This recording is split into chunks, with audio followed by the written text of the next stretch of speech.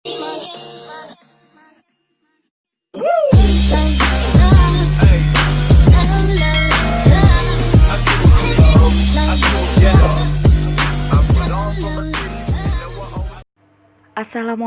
warahmatullahi wabarakatuh. Perkenalkan, nama saya Adihan Faizatul Ilma dengan NIM 190321100043 dari kelas Agribisnis A, Fakultas Pertanian, Universitas Trunojoyo Madura.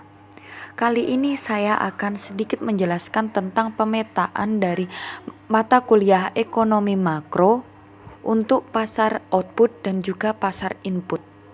Yang pertama, pasar output, yaitu pasar persaingan sempurna.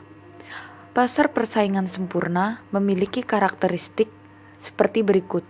Banyaknya jumlah penjual dan pembeli. Salah satu cara utama dari pasar persaingan sempurna adalah banyaknya jumlah penjual dan pembeli. Meski begitu, interaksi yang terjadi di antara penjual dan pembeli hanya dianggap sebagai pengikut harga. Akibatnya, harga produk yang ada di pasar persaingan sempurna pun bersifat tetap berapapun jumlah produk yang dijual.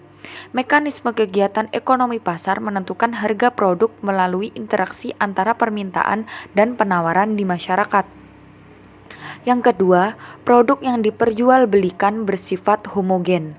Produk yang dijual perusahaan dalam pasar persaingan sempurna idealnya punya banyak kesamaan atau identik. Ketika kondisi ini terjadi, kemungkinan masyarakat akan kesusahan untuk membedakan produk perusahaan yang satu dengan yang lain. Hal ini bisa cukup menguntungkan karena akan sangat mudah untuk mengganti produk dari perusahaan satu dengan produk perusahaan lain. Di sisi lain, produk yang seragam dapat menghambat inovasi perusahaan sehingga berimbas kurang baik pada keuntungan. Yang ketiga, penjual tidak bisa mengendalikan harga produk. Produk yang homogen ternyata memiliki pengaruh sendiri terhadap terbatasnya kontrol penjual atau perusahaan terhadap harga produk mereka. Saat ada banyak penjual yang terlibat dalam kegiatan pasar, jumlah produk homogen akan mengalami peningkatan volume. Kondisi ini dikhawatirkan menimbulkan kecurangan oleh penjual untuk mengatur ketersediaan produksi barang yang berimbas pada harga di pasar. Yang keempat, kebebasan membuka dan menutup pasar. Maksud dari ciri pasar persaingan sempurna satu ini adalah jika penjual atau perusahaan ingin membuka bisnis baru yang dianggap menguntungkan karena usaha lamanya merugikan, maka ia bisa melakukan secara bebas. Pasar persaingan sempurna tidak memperlakukan keterikatan dalam membuka dan menutup pasar, misalnya dengan menggunakan surat perjanjian. Yang kelima, baik penjual dan pembeli memiliki pengetahuan tentang pasar. Informasi yang beredar dalam pasar persaingan sempurna sangat mudah mengalami perubahan. Karenanya, dibutuhkan kemudahan akses agar seluruh pihak, baik penjual dan pembeli, dapat mengetahui setiap perubahan informasi tersebut. Itulah mengapa penjual dan pembeli di pasar persaingan sempurna memiliki pengetahuan yang baik tentang kondisi pasar serta hal-hal lain yang terkait dengan transaksi dan interaksi. Kurva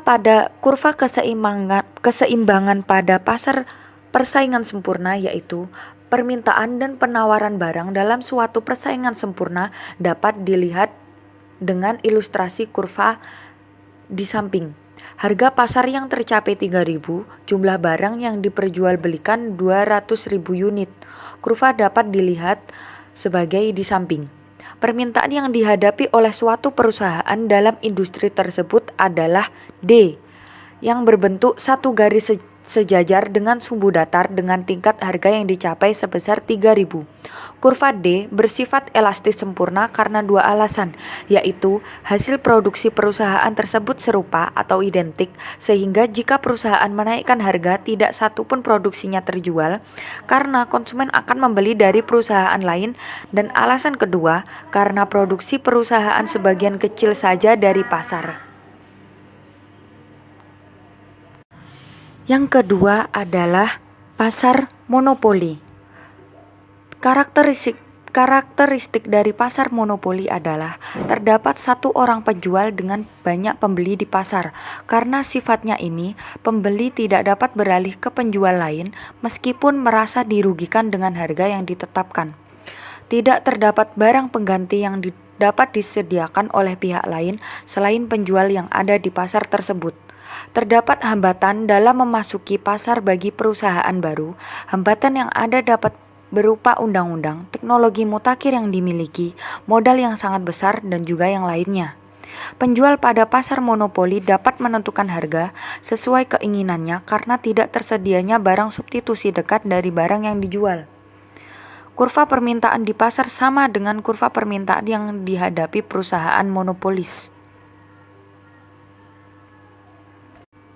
Kurva pada pasar monopoli keuntungan maksimum dapat digambarkan sebagai berikut. Dari grafik keuntungan maksimum dapat dijabarkan sebagai berikut. Harga pembentuk saat kurva MC memotong kurva MR, harga pasar setinggi OPL. Kurva MC selalu memotong kurva AC pada titik yang terendah. Besarnya penerimaan total atau TR sama dengan OP1C Q1. Besarnya biaya total atau TC sama dengan OP2 BQ1.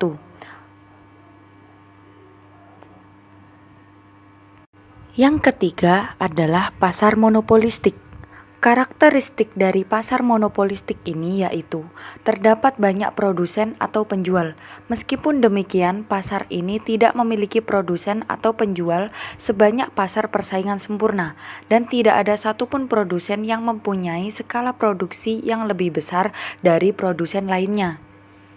Yang kedua, adanya diferensiasi produk. Pasar ini menawarkan produk yang cenderung sama, namun memiliki perbedaan-perbedaan khusus dengan produk lainnya. Misalnya dari cara pengemasan, pelayanan yang diberikan, dan juga cara pembayaran. Yang ketiga, produsen dapat mempengaruhi harga. Berbeda dengan pasar persaingan sempurna, di mana harga terbentuk berdasarkan mekanisme pasar, maka pasar monopolistik dapat mempengaruhi harga meskipun tidak sebesar pasar oligopoli dan monopoli. Produsen dapat keluar masuk pasar. Hal ini dipengaruhi oleh laba ekonomis. Saat produsen hanya sedikit di pasar maka laba ekonomisnya cukup tinggi. Ketika produsen semakin banyak dan laba ekonomis semakin kecil, maka pasar menjadi tidak menarik dan produsen dapat meninggalkan pasar. Yang terakhir, promosi penjualan harus aktif. Pada pasar ini, harga bukan merupakan pendongkrak jumlah konsumen, melainkan kemampuan perusahaan menciptakan citra baik di mata konsumen sehingga dapat menimbulkan fanatisme terhadap produk. Karenanya, iklan dan promosi memiliki peran penting dalam merebut dan mempertahankan konsumen.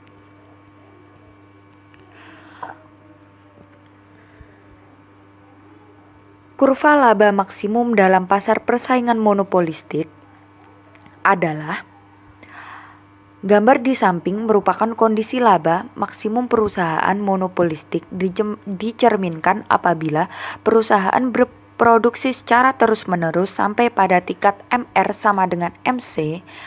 Kurva mencapai keuntungan jika jumlah barang output yang diproduksi sebesar Q dengan tingkat harga P. Jumlah keuntungan maksimum yang diperoleh perusahaan monopolistik ditunjukkan oleh segi 4 PABC. Sedangkan keuntungan normal jangka panjang perusahaan ditunjukkan oleh segi 4 CBFG. Pasar output yang terakhir adalah pasar oligopoli. Karakteristik dari pasar oligopoli adalah pasar oligopoli hanya terdiri atas sekelompok kecil perusahaan. Dalam pasar oligopoli terdapat beberapa perusahaan raksasa yang menguasai penjualan dan di samping itu pula terdapat beberapa perusahaan kecil. Para perusahaan raksasa tersebut saling mempengaruhi satu sama lain. Sifat ini menyebabkan setiap perusahaan harus mengambil keputusan dengan hati-hati dalam mengubah harga, bentuk barang, corak produksi, dan sebagainya. Yang kedua, barang yang diproduksi adalah barang yang standar atau barang yang berbeda corak atau bisa bersifat homogen. namun memenuhi standar tertentu. Barang yang diproduksi pada pasar ini ada kalanya merupakan barang yang standar, misalnya pada industri penghasil barang mentah atau seperti baja dan aluminium, dan industri bahan baku seperti semen dan bahan bangunan. Kemudian, terdapat banyak pembeli di pasar. Seperti pasar persaingan sempurna, jumlah pembeli di pasar oligopoli sangat banyak. Kemudian, hanya ada beberapa perusahaan atau penjual yang menguasai pasar. Umumnya adalah penjual-penjual besar yang memiliki modal besar saja atau konglomerasi, karena ada ketergantungan dalam perusahaan tersebut untuk saling menunjang. Kemudian, harga jual tidak mudah berubah. Dalam pasar oligopoli ini, harga yang keluar tidak cepat naik atau turun. Bisa dikatakan harga selalu stabil dan tidak mudah berubah. Mungkin saja karena penjualan yang stabil terhadap suatu produk yang diluncurkan oleh suatu perusahaan sudah cukup menghasilkan keuntungan. Namun, apabila tiba-tiba harga naik, otomatis pembeli akan berpikir kembali untuk membeli produk ini, dan bisa jadi pembeli beralih pada produk perusahaan lainnya yang menjual varian yang sama namun harga lebih murah dengan kualitas yang sama. Yang terakhir, adanya saling ketergantungan antar perusahaan atau produsen. Kurva maksimal keuntungan pada pasar oligopoli dicapai pada tingkat output dan harga di mana dipenuhi kondisi MC sama dengan MR. Karena ada saat-saat MR bergerak vertikal, maka harga bersifat tetap atau rigid dan cenderung berada pada harga yang ditetapkan pada permulaannya. Seperti kurva yang ada di samping berikut. Kemudian yang kedua ada pasar input. Pasar input yang pertama adalah pasar tenaga kerja persaingan sempurna. Dalam pasar tenaga kerja persaingan sempurna terdapat banyak sekali perusahaan. Oleh karena itu, para tenaga kerja dapat menawarkan jasanya secara perseorangan pada perusahaan yang diinginkan. Pada pasar ini, setiap tenaga kerja bertindak demi kepentingan masing-masing dan tidak mendirikan perserikatan seperti serikat pekerja demi mewakili kepentingan bersama. Pada pasar ini berlaku pula hukum permintaan dan hukum penawaran seperti pada pasar barang dan jasa atau pasar output. Kurva tenaga kerja persaingan sempurna digambarkan sebagai terdapat kurva penawaran tenaga kerja atau S yang identik dengan kurva marginal cost, dan ada juga kurva permintaan tenaga kerja atau D yang identik dengan kurva produktivitas marginal. Perpotongan antara kurva permintaan dengan kurva penawaran terjadi pada titik E sebagai titik temu antara permintaan dan penawaran, di mana baik pekerja dengan pengusaha sepakat untuk menawarkan dengan memperkerjakan sebanyak tenaga kerja dengan tingkat upah kerja atau W. Pasar input yang kedua yaitu pasar tenaga kerja monopoli. Pasar tenaga kerja monopoli berbeda dengan pasar tenaga kerja persaingan sempurna. Pada pasar ini, seluruh tenaga kerja bersatu, menyatukan kekuatan dan kepentingan dengan bergabung dalam serikat pekerja atau serikat buruh. Bila para pekerja atau buruh bergabung dalam serikat pekerja, maka mereka memiliki kekuatan yang besar dalam menentukan tingkat upah. Jika perusahaan tidak memenuhi upah sesuai tuntutan serikat pekerja, yakni upah yang lebih tinggi dari upah ekuilibrium, perusahaan bisa mengalami berbagai masalah, di antaranya pemogokan, sabotase, dan bahkan aksi perusakan. Perusahaan pun tidak dapat mencari pekerja lain yang bersedia menerima upah ekuilibrium karena semua pekerja telah bergabung dalam serikat pekerja. Keadaan seperti ini dapat digambarkan dari kurva sebagai berikut.